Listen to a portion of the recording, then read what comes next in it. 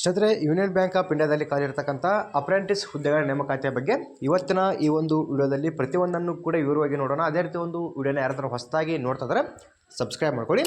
ಈ ಒಂದು ಯೂನಿಯನ್ ಬ್ಯಾಂಕಲ್ಲಿ ಖಾಲಿರ್ತಕ್ಕಂಥ ಈ ಒಂದು ಅಪ್ರೆಂಟಿಸ್ ಹುದ್ದೆಗಳಿಗೆ ಸಂಬಂಧಪಟ್ಟಂತೆ ಈಗಾಗಲೇ ಅಪ್ಲಿಕೇಶನ್ ಕೂಡ ಸ್ಟಾರ್ಟ್ ಆಗಿರ್ತಕ್ಕಂಥದ್ದು.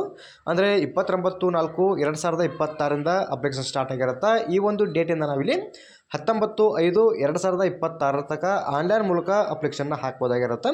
ಇನ್ನು ಈ ಒಂದು ಅಪ್ಲೈ ಮಾಡೋ ಲಿಂಕನ್ನು ಕೂಡ ನಾನು ನಮ್ಮ ಟೆಲಿಗ್ರಾಮ್ ಗ್ರೂಪಲ್ಲಿ ಕೊಟ್ಟಿರ್ತೀನಿ. ಎಲಿಜಿಬಲ್ ಆಗಿರ್ತಕ್ಕಂಥ ಪ್ರತಿಯೊಬ್ಬರು ಕೂಡ ಅರ್ಜಿನ ಸಲ್ಲಿಸ್ಬೋದು. ಇನ್ನು ಅರ್ಜಿನ ಸಲ್ಲಿಸೋದಕ್ಕೆ ಯಾರೆಲ್ಲ ಎಲಿಜಿಬಲ್ ಆಗಿರ್ತಾರೆ ಅದ್ರ ಬಗ್ಗೆಯೂ ಕೂಡ ನಾವಿಲ್ಲಿ ಮಾಹಿತಿನ ನೋಡ್ತಾ ಹೋಗೋಣ. ಇನ್ನು ಇದಾದಮೇಲೆ ಇಲ್ಲಿ ಎಕ್ಸಾಮಿನೇಷನ್ ಮಂತ್ಗಳನ್ನು ಕೂಡ ಕೊಟ್ಟಿರ್ತಾರೆ. ಮೇ ಅಥವಾ ಜೂನ್ ಮಂತಲ್ಲಿ 2026ರಲ್ಲಿ ಒಂದು ಪರೀಕ್ಷೆ ಇದೆ ಅಂತಲೂ ಕೂಡ ಅವರು ಮಾಹಿತಿಯನ್ನು ಕೊಟ್ಟಿರ್ತಾರೆ. ನೀವು ಇಲ್ಲಿ ಅಪ್ಲಿಕೇಶನ್ನ ಹಾಕಿ ಡೈರೆಕ್ಟಾಗಿ ಎಕ್ಸಾಮ್ಗೂ ಕೂಡ ಪ್ರಿಪೇರ್ ಆಗ್ಬೋದಾಗಿರುತ್ತೆ. ಇನ್ನು ಟೋಟಲಾಗಿ ಖಾಲಿ ಇರ್ತಕ್ಕಂಥ ಒಟ್ಟು ಹುದ್ದೆಗಳ ಸಂಖ್ಯೆ ಬಂದ್ಬಿಟ್ಟು 1865 ಹುದ್ದೆಗಳು ಖಾಲಿ ಇರ್ತಾವೆ ಆಲ್ ಓವರ್ ಇಂಡಿಯಾದಲ್ಲಿ. ಇನ್ನು ಸಪ್ರೇಟಾಗಿ ಸ್ಟೇಟ್ ವೈಸು ಕೂಡ ವೇಕೆನ್ಸಿ ಲಿಸ್ಟನ್ನು ಕೊಟ್ಟಿರ್ತಾರೆ. ಮೇನಾಗಿ ನಮ್ಮ ಕರ್ನಾಟಕ ರಾಜ್ಯಕ್ಕೆ ಸಂಬಂಧಪಟ್ಟಂತೆ ಎಷ್ಟೆಷ್ಟು ವೇಕೆನ್ಸಿಗಳು ಖಾಲಿದಾವೆ ಆ ಒಂದು ಮಾಹಿತಿ ಬಗ್ಗೆ ನಾವಿಲ್ಲಿ ನೋಡ್ತಾ ಹೋಗೋಣ. ಇದು ನಮ್ಮ ಕರ್ನಾಟಕ ರಾಜ್ಯಕ್ಕೆ ಸಂಬಂಧಪಟ್ಟಂತೆ ಕೊಟ್ಟಿರ್ತಕ್ಕಂಥ ಒಂದು ವೇಕೆನ್ಸಿ ಲಿಸ್ಟ್ ಆಗಿರುತ್ತೆ. ಇಲ್ಲಿ ನೋಡಿ ನೀವು ಕರೆಕ್ಟಾಗಿ ಚೆಕ್ ಮಾಡ್ಕೊಳ್ಳಿ.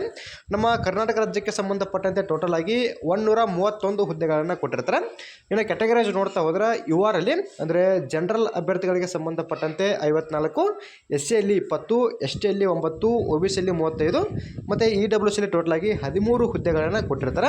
ಇನ್ನು ಇದಲ್ಲದೆ ಸಪ್ರೇಟಾಗಿ PWBD ಅಭ್ಯರ್ಥಿಗಳಿಗೆ ಸಂಬಂಧಪಟ್ಟಂತೆ ಕೂಡ ಎಷ್ಟೆಷ್ಟು ವೇಕೆನ್ಸಿಗಳು ಖಾಲಿದಾವೆ ಅಲ್ಲಿ ಕೂಡ ಕ್ಯಾಟಗರೈಸ್ ಮಾಹಿತಿಯನ್ನು ಕೊಟ್ಟಿರ್ತಾರೆ. ನೀವು ಇಲ್ಲಿ ಯಾರೆಲ್ಲ ಅಪ್ಲಿಕೇಶನ್ನ ಹಾಕಬೇಕಂತ ಅಂದ್ಕೊಂಡಿರ್ತೀರಿ ನಿಮ್ಮ ಕ್ಯಾಟಗರಿ ಆಧಾರದ ಮೇಲೆ ಖಾಲಿ ಇರತಕ್ಕಂಥ ಹುದ್ದೆಗಳ ಸಂಖ್ಯೆಯನ್ನು ಚೆಕ್ ಮಾಡ್ಕೊಂಡು ಈಸಿಯಾಗಿ ನೀವು ಇಲ್ಲಿ ಅರ್ಜಿನ ಸಲ್ಲಿಸ್ಬೋದಾಗಿರುತ್ತೆ. ಇನ್ನು ಅರ್ಜಿನ ಸಲ್ಲಿಸೋದಕ್ಕೆ ಯಾವ ರೀತಿ ಕ್ವಾಲಿಫಿಕೇಷನ್ ಆಗಿರಬೇಕು, ವಯೋಮಿತಿ ಎಷ್ಟಿರಬೇಕು ಅದರ ಬಗ್ಗೆ ನಾವಿಲ್ಲಿ ಮಾಹಿತಿನ ನೋಡ್ತಾ ಹೋದರೆ ಇಲ್ಲಿ ಕೆಳಗಡೆ ಅವರು ವಯೋಮಿತಿ ಬಗ್ಗೆ ಮಾಹಿತಿಯನ್ನು ಕೊಟ್ಟಿರ್ತಾರೆ. ಇಲ್ಲಿ ಕನಿಷ್ಠವಾಗಿ 20 ವರ್ಷ ಬೇಕಾಗತ್ತೆ. ಇನ್ನು ಗರಿಷ್ಠವಾಗಿ 28 ವರ್ಷದ ಒಳಗಡೆ ಇರ್ತಕ್ಕಂಥವ್ರು ಅಪ್ಲಿಕೇಶನ್ನ ಹಾಕ್ಬೋದು.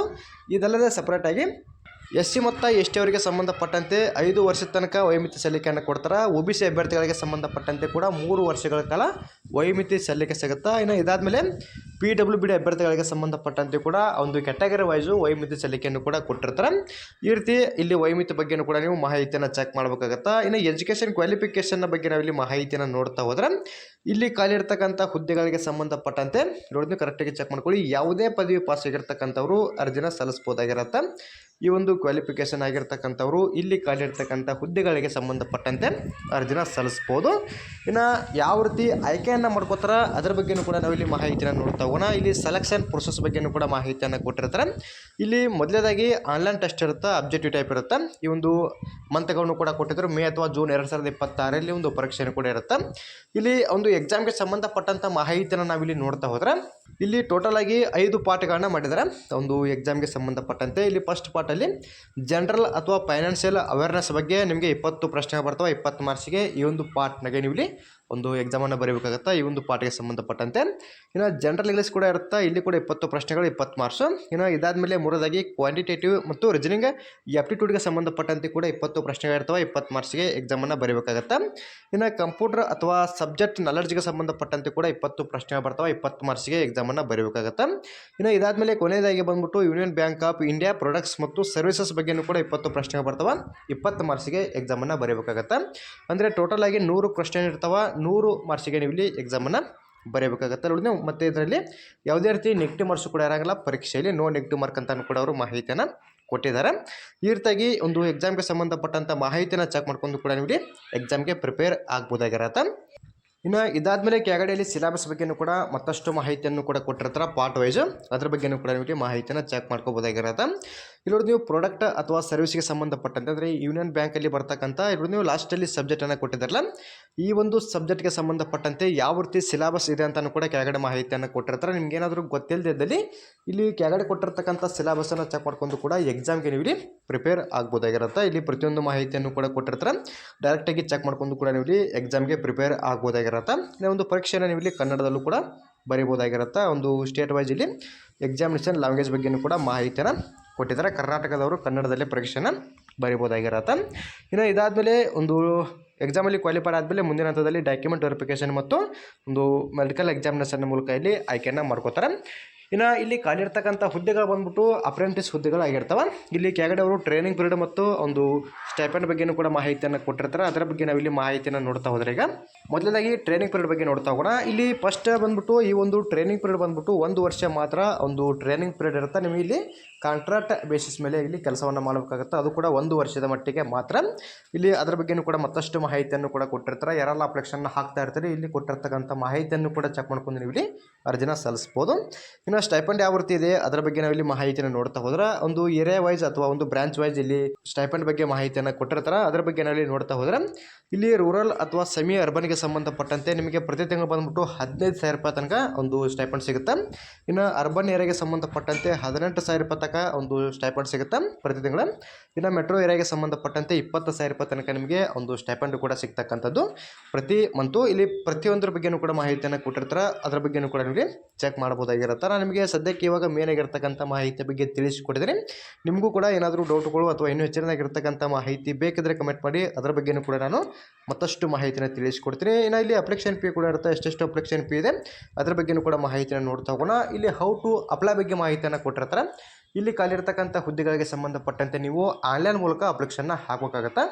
ಆ ಒಂದು ಅಪ್ಲೈ ಮಾಡೋ ಲಿಂಕನ್ನು ಕೂಡ ನಾನು ನಮ್ಮ ಟೆಲಿಗ್ರಾಮ್ ಗ್ರೂಪಲ್ಲೇ ಕೊಟ್ಟಿರ್ತೀನಿ. ಇಲ್ಲಿ ನೋಡಿದೆವು ಇಲ್ಲಿ ಪ್ರೊಸೆಸ್ ಬಗ್ಗೆ ಮಾಹಿತಿಯನ್ನು ಕೊಟ್ಟಿರ್ತಾರೆ. ನಿಮ್ಗೆ ಏನಾದರೂ ಅಪ್ಲಿಕೇಶನ್ ಹಾಕೋದ್ರ ಬಗ್ಗೆ ಗೊತ್ತಾಗದಲ್ಲಿ ಇಲ್ಲಿ ಕೆಳಗಡೆ ಕೊಟ್ಟಿರ್ತಕ್ಕಂಥ ಹಂತಗಳನ್ನು ಫಾಲೋ ಮಾಡ್ಕೊಂಡು ಕೂಡ ನೀವು ಇಲ್ಲಿ ಅಪ್ಲಿಕೇಶನ್ನ ಹಾಕ್ಬೋದು. ಇನ್ನು ಯಾವ ಒಂದು ಡಾಕ್ಯುಮೆಂಟ್ಸ್ಗಳು ಬೇಕಾಗವ ಮತ್ತು ಎಷ್ಟೆಷ್ಟು KB ಒಳಗಡೆ ಅಥವಾ ಎಷ್ಟೆಷ್ಟು MB ಅಪ್ಡೇಟ್ ಮಾಡಬೇಕು ಅಥವಾ ಅಪ್ಲೋಡ್ ಮಾಡಬೇಕಂತ ಕೂಡ ಮಾಹಿತಿಯನ್ನು ಕೊಟ್ಟಿರ್ತಾರೆ. ಇಲ್ಲಿ ಕೊಟ್ಟಿರ್ತಕ್ಕಂಥ ಲಿಸ್ಟಲ್ಲಿ ನಿಮ್ಮ ಡಾಕ್ಯುಮೆಂಟ್ಗಳನ್ನ ನೀವು PDF ಮೂಲಕ ಅಪ್ಲೋಡ್ ಕೂಡ ಮಾಡಬೇಕಾಗತ್ತಾ. ಇಲ್ಲಿ ಕರೆಕ್ಟಾಗಿ ಚೆಕ್ ಮಾಡ್ಕೊಳ್ಳಿ. ಕರೆಕ್ಟಾಗಿ ಚೆಕ್ ಮಾಡ್ಕೊಂಡು ನೀವು ಇಲ್ಲಿ ಅಪ್ಲಿಕೇಶನ್ನ ಹಾಕುವಾಗ ಅಪ್ಲೋಡ್ ಮಾಡ್ಬೋದಾಗಿರತ್ತೆ. ಇನ್ನು ಇಲ್ಲಿ ಅಪ್ಲಿಕೇಶನ್ ಪ್ರೊಸೆಸ್ ಬಗ್ಗೆನೂ ಕೂಡ ಮಾಹಿತಿಯನ್ನು ಕೊಟ್ಟಿರ್ತಾರೆ. ನಿಮಗೇನಾದರೂ ಅಪ್ಲಿಕೇಶನ್ ಬಗ್ಗೆ ಅಂದರೆ ಹಾಕೋದ್ರ ಬಗ್ಗೆ ಗೊತ್ತಾಗದಲ್ಲಿ ಇಲ್ಲಿ ಹಂತಗಳನ್ನು ಫಾಲೋ ಮಾಡ್ಕೊಂಡು ಕೂಡ ನೀವು ಅಪ್ಲಿಕೇಶನ್ನ ಹಾಕ್ಬೋದು. ಇನ್ನು ಅಪ್ಲಿಕೇಶನ್ ಫೀ ಅಥವಾ ಇಂಟಿಮೇಷನ್ ಚಾರ್ಜಸ್ ಬಗ್ಗೆ ನಾವು ಇಲ್ಲಿ ಮಾಹಿತಿಯನ್ನು ನೋಡ್ತಾ ಹೋದ್ರೆ ಇಲ್ಲಿ ಕ್ಯಾಟಗರಿ ವೈಸ್ ಮಾಹಿತಿಯನ್ನು ಕೊಟ್ಟಿರ್ತಾರೆ. ಇಲ್ಲಿ ಜನರಲ್ OBC ಪುರುಷ ಅಭ್ಯರ್ಥಿಗಳಿಗೆ ಸಂಬಂಧಪಟ್ಟಂತೆ ನೋಡ್ತಾ ಹೋದರೆ ನೋಡಿದ್ವಿ ಅಪ್ಲಿಕೇಶನ್ ಫೀ ಬಂದ್ಬಿಟ್ಟು ಟೋಟಲಾಗಿ 600 ರೂಪಾಯಿ ಇರುತ್ತೆ. ಇಲ್ಲಿ ಇಂಟಿಮೇಷನ್ ಫೀ ಅಂತೇಳಿ 200 ರೂಪಾಯಿ ಇರುತ್ತೆ. ಟೋಟಲ್ ಆಗಿ ನೀವು ಇಲ್ಲಿ 800 ರೂಪಾಯಿ ಪ್ಲಸ್ GSTಯನ್ನು ಸೇರಿಸಿ 944 ರೂಪಾಯಿ ಅಮೌಂಟನ್ನು ಪೇ ಮಾಡಬೇಕಾಗತ್ತೆ.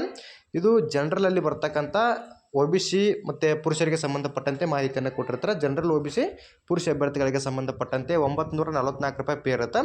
ಇನ್ನು ಜನರಲ್ OBCಯಲ್ಲಿ ಬರ್ತಕ್ಕಂಥ ಮಹಿಳಾ ಅಭ್ಯರ್ಥಿಗಳಿಗೆ ಸಂಬಂಧಪಟ್ಟಂತೆ ಟೋಟಲ್ ಆಗಿ ನೀವು ಇಲ್ಲಿ 708 ರೂಪಾಯಿ ಅಮೌಂಟನ್ನು ಪೇ ಮಾಡಬೇಕಾಗತ್ತೆ. ಇನ್ನು SC ST PWD ಮತ್ತು ಟ್ರಾನ್ಸ್ಜೆಂಡರ್ ಅಭ್ಯರ್ಥಿಗಳಿಗೆ ಸಂಬಂಧಪಟ್ಟಂತೆ ಎಷ್ಟು ರೂಪಾಯಿ ಪೇ ಇದೆ ಅಂದರೆ 236 ರೂಪಾಯಿ ಪೇ ಇರುತ್ತೆ. ಕರೆಕ್ಟಾಗಿ ಚೆಕ್ ಮಾಡ್ಕೊಳ್ಳಿ. ಇವರಿಗೆ ಇಂಟಿಮೇಷನ್ ಚಾರ್ಜ್ ಇರುತ್ತೆ, ಜೊತೆಗೆ GSTಯನ್ನು ಕೂಡ ಪೇ ಮಾಡಬೇಕು. ಟೋಟಲ್ ಆಗಿ ಇಲ್ಲಿ ಕೆಳಗಡೆ ಕೊಟ್ಟಿರ್ತಕ್ಕಂಥ ಅಭ್ಯರ್ಥಿಗಳಿಗೆ ಸಂಬಂಧಪಟ್ಟಂತೆ 236 ರೂಪಾಯಿ ಪೇ ಇರುತ್ತೆ. ಇನ್ನು ಈ ಒಂದು ಪೇಯನ್ನು ನೀವು ಇಲ್ಲಿ ಆನ್ಲೈನ್ ಮೂಲಕ ಅರ್ಜಿನ ಸಲ್ಲಿಸುವಾಗಲೇ ಪೇ ಮಾಡಬೇಕಾಗತ್ತಾ. ಇಷ್ಟು ಈ ಒಂದು ಹುದ್ದೆಗಳಿಗೆ ಸಂಬಂಧಪಟ್ಟಂಥ ಮಾಹಿತಿ ಆಗಿರುತ್ತೆ. ಈ ಒಂದು ಅಪ್ಲೈ ಮಾಡೋ ಲಿಂಕನ್ನು ಕೂಡ ನಾನು ನಮ್ಮ ಟೆಲಿಗ್ರಾಮ್ ಗ್ರೂಪಲ್ಲೇ ಕೊಟ್ಟಿರ್ತೀನಿ. ಎಲಿಜಿಬಲ್ ಆಗಿರ್ತಕ್ಕಂಥ ಪ್ರತಿಯೊಬ್ಬರು ಕೂಡ ಅರ್ಜಿನ ಸಲ್ಲಿಸ್ಬೋದಾಗಿರುತ್ತೆ. ಅದೇ ರೀತಿ ಈ ಒಂದು ಮಾಹಿತಿ ತಮಗೆ ಇಷ್ಟವಾದಲ್ಲಿ ನಮ್ಮ ಚಾನಲ್ನ ಸಬ್ಸ್ಕ್ರೈಬ್ ಮಾಡ್ಕೊಳ್ಳಿ, ಹಾಗೆ ಲೈಕ್ ಮಾಡಿರಿ. ನಿಮ್ಮ ಸ್ನೇಹಿತರು ಕೂಡ ಶೇರ್ ಮಾಡಿ, ಅವರು ಕೂಡ ಇಲ್ಲಿ ಖಾಲಿರ್ತಕ್ಕಂಥ ಹುದ್ದೆಗಳಿಗೆ ಸಂಬಂಧಪಟ್ಟಂತೆ ಅರ್ಜಿನ ಸಲ್ಲಿಸಲಿ.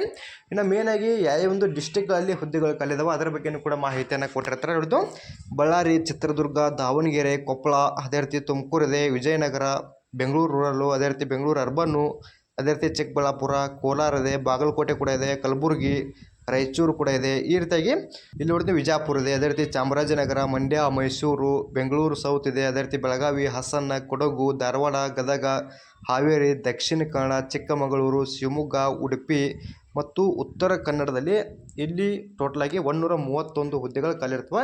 ಇವು ನಮ್ಮ ಸ್ಟೇಟ್ ವೈಸ್ ಮತ್ತು ಅದರಲ್ಲಿ ಡಿಸ್ಟಿಕ್ ವೈಸ್ನು ಕೂಡ ವೇಕೆನ್ಸಿಗಳನ್ನು ಕೊಟ್ಟಿರ್ತಾರೆ. ಟೋಟಲಾಗಿ ನಮ್ಮ ಕರ್ನಾಟಕ ರಾಜ್ಯಕ್ಕೆ ಸಂಬಂಧಪಟ್ಟಂತೆ 131 ಹುದ್ದೆಗಳು ಖಾಲಿದಾವೆ. ನೀವು ಯಾವ ಒಂದು ಡಿಸ್ಟಿಕ್ಗೆ ಸಂಬಂಧಪಟ್ಟಂತೆ ಅಪ್ಲಿಕೇಶನ್ನ ಹಾಕ್ಬೇಕಂತ ಅನ್ಕೊಂಡಿರ್ತೀರಿ ಕರೆಕ್ಟಾಗಿ ಚೆಕ್ ಮಾಡ್ಕೊಂಡು ಕೂಡ ಅಪ್ಲಿಕೇಶನ್ನ ಹಾಕ್ಬೋದಾಗಿರುತ್ತೆ.